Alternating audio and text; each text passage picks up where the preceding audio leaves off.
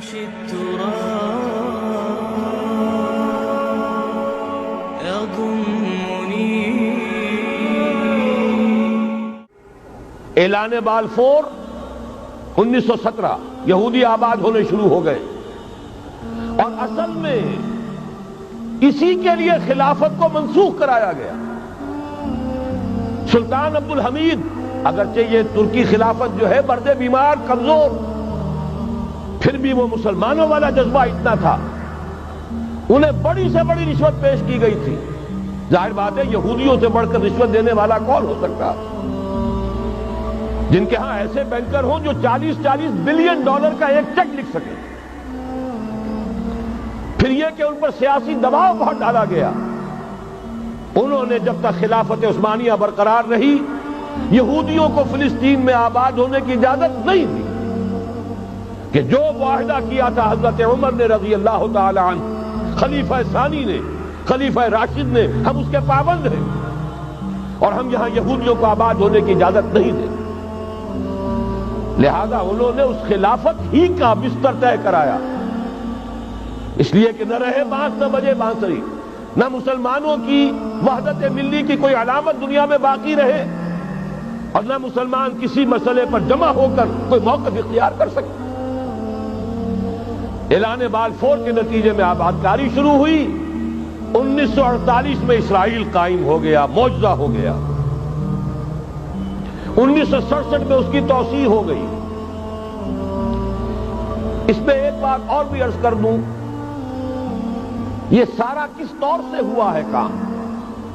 آپ نے زائنزم کا نام تو سنا ہے، صہیونی تحریک. خود اس کا جو بابا آدم تھا، آرڈر آف الومیناٹی، 1776 یکم مئی یہ نظام قائم کیا وائساپ نے، اور اس نظام کے تحت فری میسنری اور lodges of the great Orient قائم کیے گئے. یہ سارا ہتھ کنڈا وہ ابلیسی نظام، اس کی تفصیل ایک کینیڈین آتھر نے لکھی ہے کتاب میں، پاؤنز ان دی گیم. یہ سارا دھندا ایک شیطانی چکر ہے، ابلیسی چال ہے، اور اس کے ذریعے سے اسرائیل قائم ہوا اور اس کی توسیع بھی ہوئی 1967 میں. اب یہاں تک پہنچنے کے بعد ان کے پیش نظر بقیہ دنیا کی تسخیر اور اسے فتح کرنے کا معاملہ ہے، اور سب سے بڑھ کر اسلام کی بیخکنی اور اس کا راستہ روکنا، یہ ان کے پیش نظر ہے. یریدون لیطفئوا نور اللہ بافواہہم. صورت اس وقت کیا ہے؟ یورپ اور امریکہ سے آپ مشرق کی طرف آئیے، پہلے عالم عرب ہے، عرب مسلم ورلڈ. مجھے یہ کہتے ہوئے سخت دکھ ہو رہا ہے، پورا عالم عرب وہ فتح کر چکے. وہ عرب ممالک کے جو اسرائیل کے ساتھ کسی میز پر بیٹھ کر گفتگو کرنے کو تیار نہیں تھے، آپ دیکھ رہے ہیں کہ لائن لگ گئی.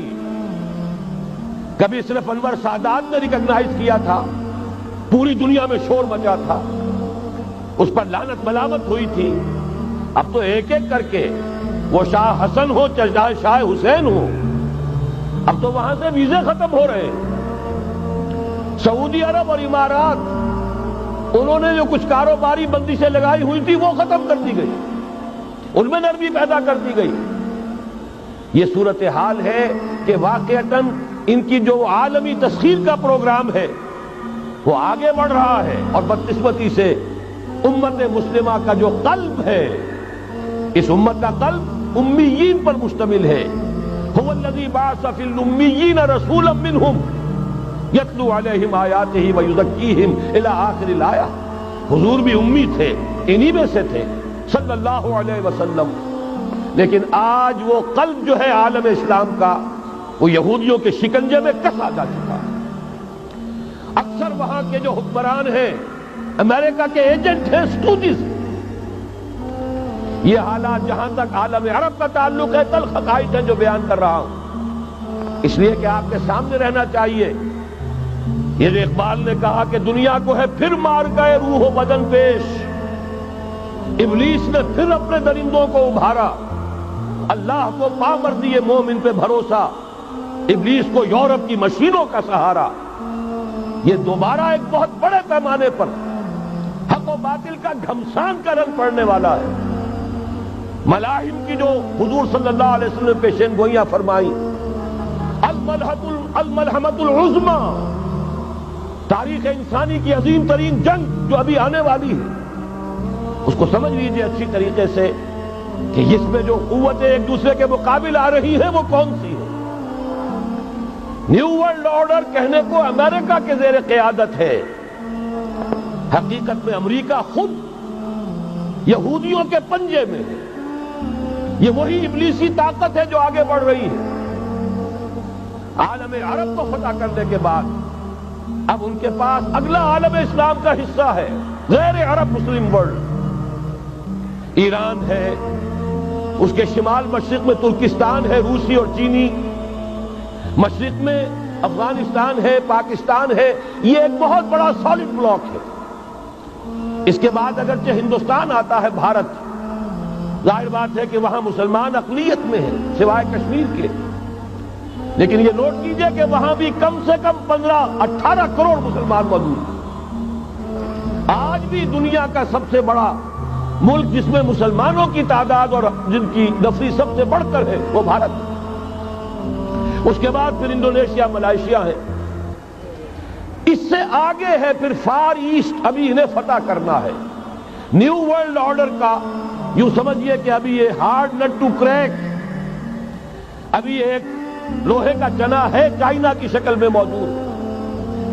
اور مجھے یاد آ رہا ہے ڈی گال کے الفاظ بہت سے لوگوں نے سنے ہوں گے، اس نے کہا تھا کہ ہم نے خام خواہ روس کو اپنا دشمن بنا لیا ہے، وہ تو ہمارا بھائی ہے، وائٹ ریسس، وہ تو بنیادی طور پر یورپین قوم ہے۔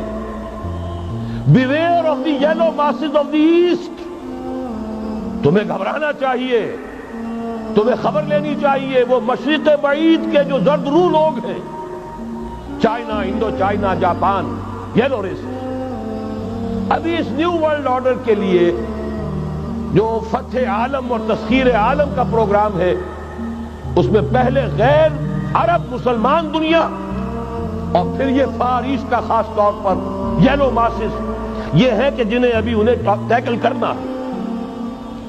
اور اسی لیے میں کرنا چاہتا ہوں، حقائق ہمارے سامنے رہنا چاہیے۔